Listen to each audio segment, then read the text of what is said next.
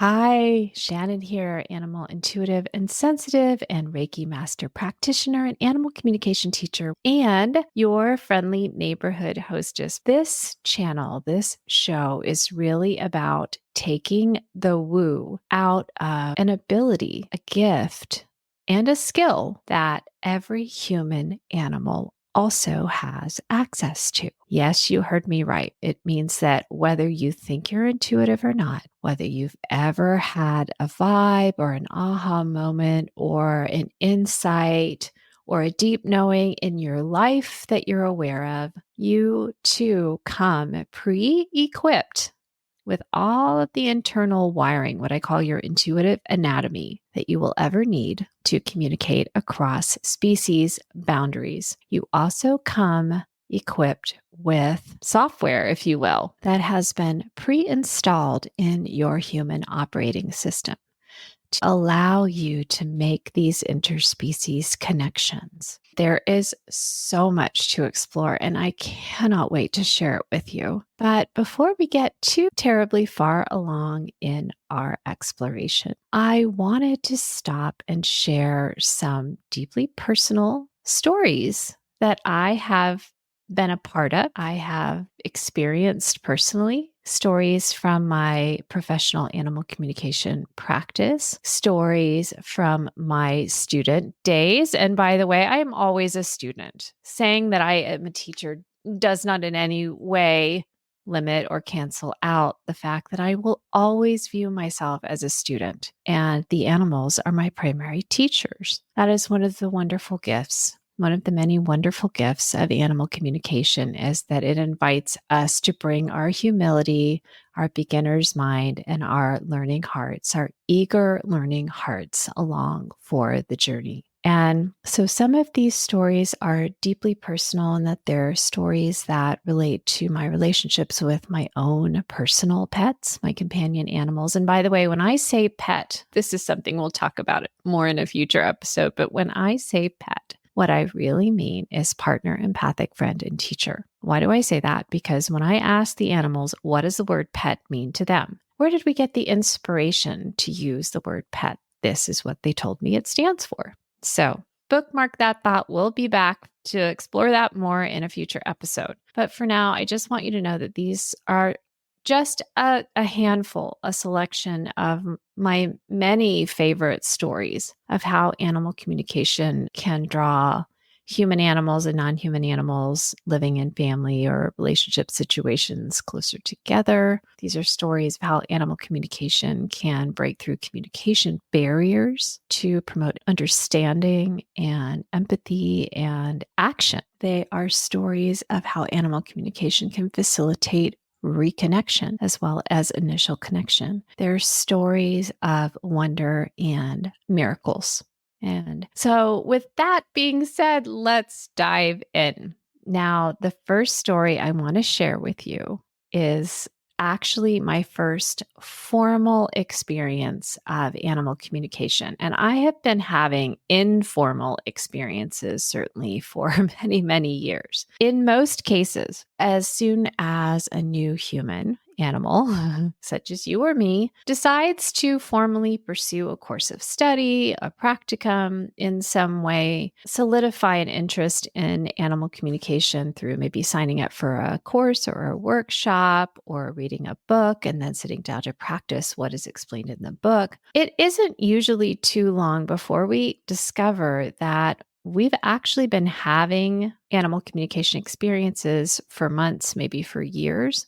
We just didn't know what was happening. We didn't know there was a name for what was happening. We didn't have an awareness that animal communication was happening to us, through us, with us. So we might label it coincidence or getting lucky or something that's just mysterious or inexplicable. We might be tempted to be skeptical about it. But once we actually make that heart commitment to learn a little bit more about animal communication, to find out how it works, to give ourselves some exposure to and a chance to give it a try, typically we discover that animal communication has been happening and happening and happening. And that gives us a lovely little initial burst of confidence. So we are rewinding all the way back to when I enrolled in my very first course as a student to learn with the teacher I'd chosen. And here I am in this course, and it's a virtual self-paced course. So I'm not there with a group of students live. And one of the reasons I chose a virtual course is because I was so afraid I was going to be the only one in the class that wouldn't get anything, that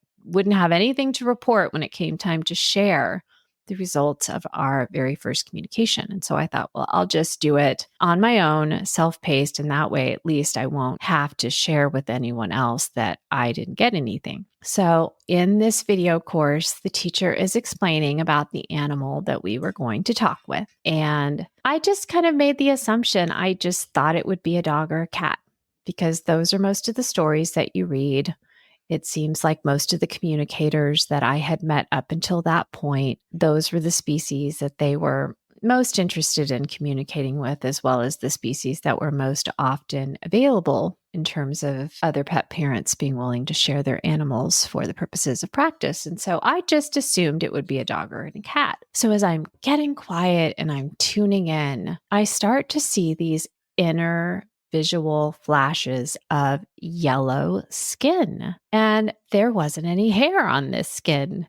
And so because I'm coming in with this preconceived idea that it must be a dog or a cat, I'm thinking, well, what kind of a dog or a cat doesn't have any hair and has yellowish skin? And so I'm thinking, well, maybe it's a Chinese hairless dog, or maybe it's a Sphynx skin. I'm really trying to shoehorn what I'm seeing into my assumption that we were going to start off with a dog or a cat. But I could not ignore these flashes of yellow skin and the fact that size-wise, this felt like a very small animal and a quick animal, and an animal that just had some behavior quirks that didn't fit in with dog or cat from what I knew. Well, come to find out, I had been talking with a yellow iguana. I can't tell you how excited I was. First of all, that I got anything. Second of all, that I quote unquote got it right. And that's a whole other topic we can talk about more as well as we go along in future episodes. This kind of obsession that we have with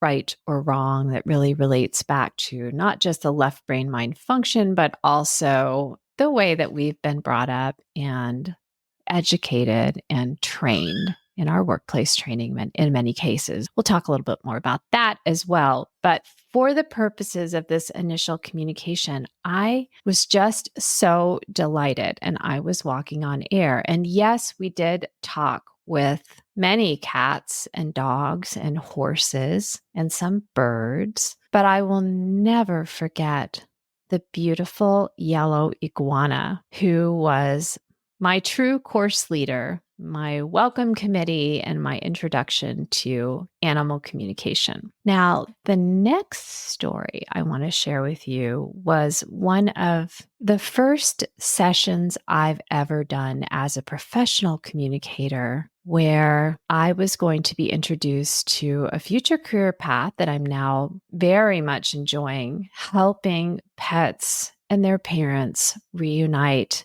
after the pet has passed away. It's what we call pet reincarnation. And there's plenty to share on that topic, and I cannot wait to share it with you. Of course, I've facilitated hundreds upon hundreds upon hundreds of these sessions now. Each one is a joy, but I don't always remember the particulars of every session. Sometimes that's by design. It's protective so that I come in with a clean slate, a clean intuitive slate for each new communication with an animal I've talked with before, so I don't start to come in with assumptions or preconceived ideas.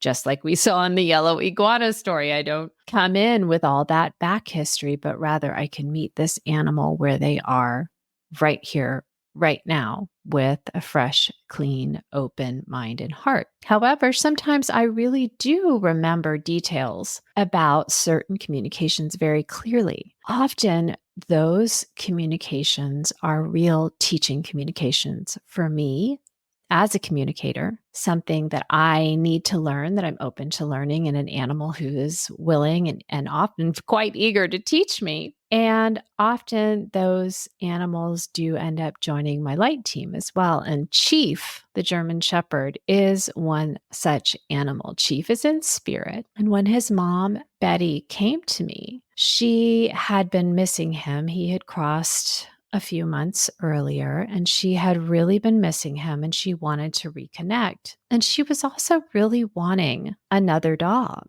But Chief had come to her in the way of so many of her previous dogs as a puppy. And if you've ever cared for a puppy of any dog breed, and especially a very high energy working dog breed like a German Shepherd, you know they're a lot of work. They can be, all puppies are a lot of work. All baby animals are a lot of work. All baby humans are a lot of work. But German Shepherd puppies can be a lot of work. So that's our scale, right? A lot of work versus a lot of work versus a lot of work. But she was just kind of in an age and a life stage in her life where she just didn't feel like she was really quite up to that level of challenge. And so she was wondering if I could help guide her. Maybe if she could hear from Chief about any insights that he had to help her, any tips maybe or guidance for choosing her next companion dog. Well, when I begin a communication session, after I tune in with the human's energy and introduce myself to the animal I'll be speaking with, the first thing I always like to do is just get a sense of who is this animal. I'm not interacting with them in terms of whatever problem that their pet parent may be aware of or any kind of concern or question. I just want to get to know them. And as I introduced myself to Chief, he bounded into the inner space where I meet my animal clients. And he started barking and jumping and wagging his tail and gyrating his body. And I looked at him and I said, "What are you doing?" And he said to me, "How many languages do you speak?" And I said, "Well, technically one. Two, animal communication in English." And he said, "Well, I'm teaching you German Shepherd."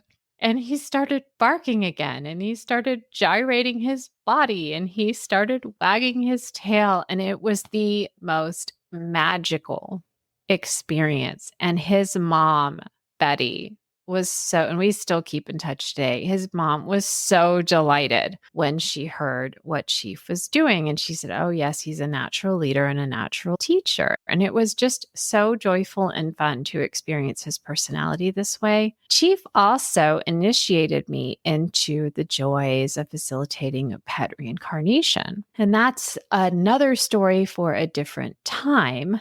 And we'll do a future episode on pet reincarnation and pet reincarnation stories. But he has joined my light team and he has been with me for so many communications. And when I talk about an animal joining my light team, what I mean is this is an animal who's on call for me, especially if I run into any kind of communication barriers, or maybe I'm just not understanding. I'm not easily translating what the animal is trying to share with me. Then I can call on Chief. He can come in, he can support me. If I encounter an animal who is a little bit less verbal or not willing or not feeling safe to talk with a human, Chief can come in and support me. And that is another fun topic.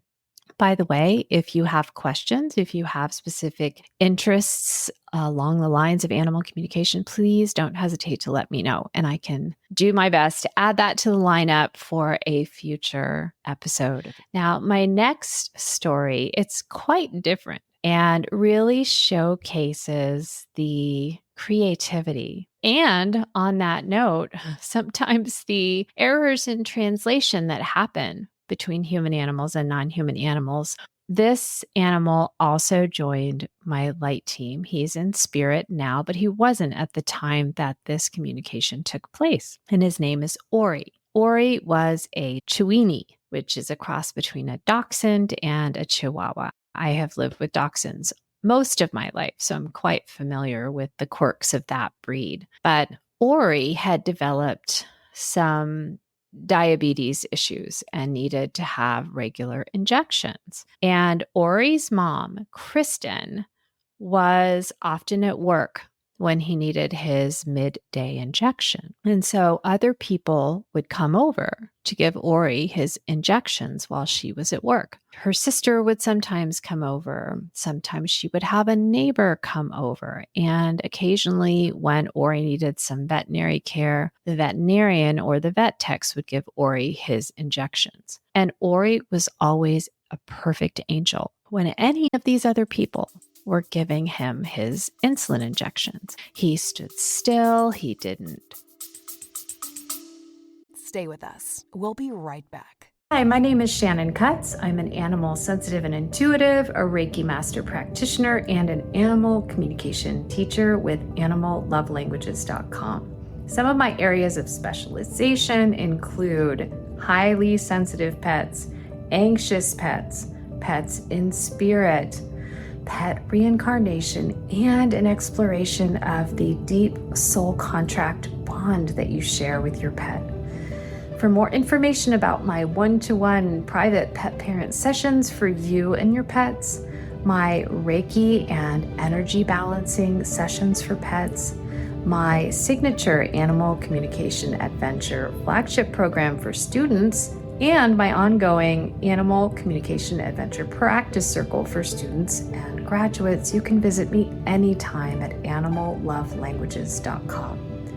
Looking forward to meeting you and your pet, and I send you all my love. Move. He didn't wag his tail. He didn't try to lick the injection site or check out the needle. He was just the model patient. But the moment that his mom, Kristen, tried to give him his injections, he would go nuts and he would wobble and he would bobble and he would bark and he would wag his tail and he would wriggle his cute little sausage body. And she was at her wit's end. And she finally came to me and she said, I need help because I can't get the injection in. And if I can't get the medicine into Ori, he's not going to live very long. And I am really worried. And I just don't understand why he is such a perfect model patient for everyone else. And he's horrible with me. And so when I tuned in with Ori, the very first thing that I received was that his true size was much larger than his physical size. He definitely was not aware that he was technically such a small breed dog. And the second thing that came through was that Ori was very aware of his mom's emotions. Most of our companion animals, to be quite honest, are often more aware of our emotions than we are. And this was no exception with Ori and Kristen. The way that Kristen was feeling when she would approach Ori to give him his injections, she was often very anxious.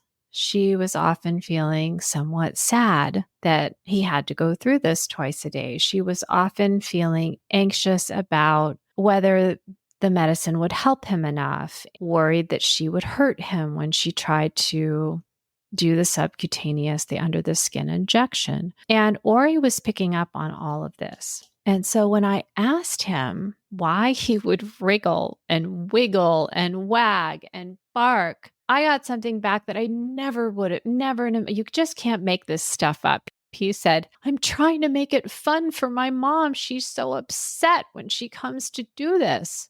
And I just want to make it fun for her. And this is one of the beautiful examples of how we can so wildly misinterpret our animals' behavior, thinking, oh, they're misbehaving, or we're hurting them, or they don't want this, or something else. And really, Ori was just being his beautiful, empathic, loving self. He was just trying to make something that he perceived was very upsetting to his mom to try to make it into a game. And luckily, animal communication gave me the opportunity to clear up the confusion. So I could let Ori know that, as a matter of fact, what would calm his mom the most, what would make her the happiest, was if he would just stand perfectly still for a split second so she could get his medicine into him. And we were able to resolve the problem very quickly. So that has always remained in my memory as it's just one of my favorite memories of a communication that just shows the beautiful hearts that our animals have for us and the beautiful awareness that they have, especially for those of us sometimes when we think, I don't know if my pet understands what's going on. And it's like they do, but they don't, but they do. Ori said it wasn't painful for him. It didn't bother him. What bothered him was his mom seemed upset and he was trying to help her. How beautiful. Here is another story that I absolutely love. This was from a later class that I enrolled in to kind of get some continuing education. I'm always enrolling in classes to get continuing education. It's hard for me to pass up a good class on animal communication. But this particular class, it was a little bit more on the what we would call the softer side, more of the emotional side, the shamanic side, which was more of the spirit soul aspect of animal communication. And when our teacher opened up our class, our very first class, she told a story about a session she had done for a pet parent who had a yellow Labrador. And I often share this story with my incoming animal communication students for my animal communication adventure programs because it so clearly illustrates how animals have to find a way to share information with us that will, in some sense, fit in with our worldview, what we're familiar with, or what will make sense to us. One question I love to ask animals that is also really reassuring for pet parents to make sure that they understand that I am talking with their animal and not some different animal is, what is your favorite toy, or what are some of your favorite toys or activities? Well, this teacher of mine, she said she was talking with this yellow Labrador and she asked, what is your favorite toy? And the dog answered, a yellow bird. Well, the pet parent was horrified. And she absolutely insisted. She said, I do not give my Labrador retriever yellow birds to play with. Well, it comes to find out, and it took this pet parent a little while to really kind of think about it and consider what on earth could he have meant. What I love about this story is that the pet parent didn't just throw it out and say, well, that doesn't make any sense. You're not talking to my animal. That would be one of those areas where it would be so easy to drop into skepticism or doubt. Then one day she was throwing the Labrador's favorite toy, a yellow tennis ball, through the air for him to go run and catch it. And all of a sudden it hit her, oh my goodness, this is the yellow bird. Of course it is. I mean, our animals, they get to know our language. They get to know the words that we use that reference certain things. The most obvious example of this is their name. But in her Labrador's world, this small yellow object that was quick and flew through the air, what else could it be but a yellow bird? So that's another wonderful example of animal communication just can open us up to so many new ways of seeing and interacting with our world. So I hope you have enjoyed these 4 stories. I have many, many, many, many more like them. So if you would like to hear more stories from my animal communication files, please do let me know and I'd be delighted to share them. If you'd like to experience your own story, especially if you've never experienced animal communication before, let me be the first to encourage you. Your animal has a story to share. Your animal has so many delights and wonders that they cannot wait to share with you. And in fact, animal communication is best experienced through our own companion animal's eyes. And it's something that has truly been a teaching tool for me in my life, in my soul growth. It's why I call animal communication hands down the best self-help, the best self-development, the best self-evolution program I have ever found, because my motivation for tuning in, for opening up, for being open to the opportunity to receive messages from my animal and to send messages to my animal, and the opportunity to practice and learn this skill has been a deepening of the unconditional love that we share. And there is no stronger motivation in life than unconditional love. So thank you for tuning in for this episode. Please drop me a note. Let me know which story was your favorite. And if you have a story of your own to share, I'd love to hear it. Okay, all my love. Bye for now.